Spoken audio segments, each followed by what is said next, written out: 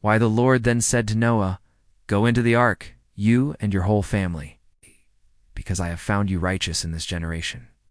Squared, take with you 7 pairs of every kind of clean animal, a male and its mate, and 1 pair of every kind of unclean animal, a male and its mate, cubed, and also 7 pairs of every kind of bird, male and female, to keep their various kinds alive throughout the earth. 7 days from now, I will send rain on the earth for 40 days and 40 nights, and I will wipe from the face of the earth every living creature I have made. And Noah did all that the Lord commanded him. Why, Noah was 600 years old when the floodwaters came on the earth. Why, and Noah and his sons and his wife and his sons' wives entered the ark to escape the waters of the flood. Why, pairs of clean and unclean animals, of birds and of all creatures that move along the ground, male and female, came to Noah and entered the ark, as God had commanded Noah. And after the 7 days, the floodwaters came on the earth. In the 600th year of Noah's life, it's on the 17th day of the 2nd month.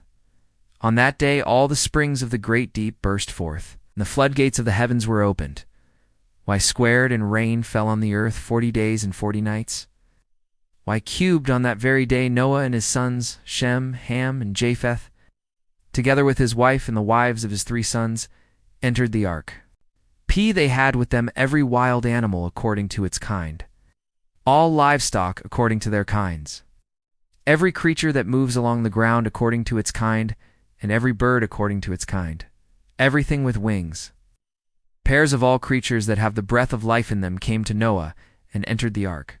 The animals going in were male and female of every living thing, as God had commanded Noah. Then the Lord shut him in.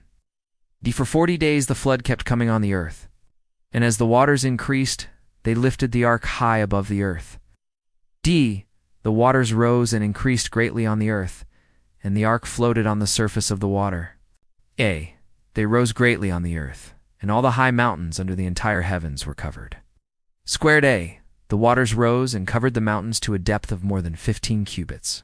Why, every living thing that moved on land perished, birds, and livestock, wild animals, all the creatures that swarm over the earth, and all mankind. Everything on dry land that had the breath of life in its nostrils died. Cubed, every living thing on the face of the earth was wiped out.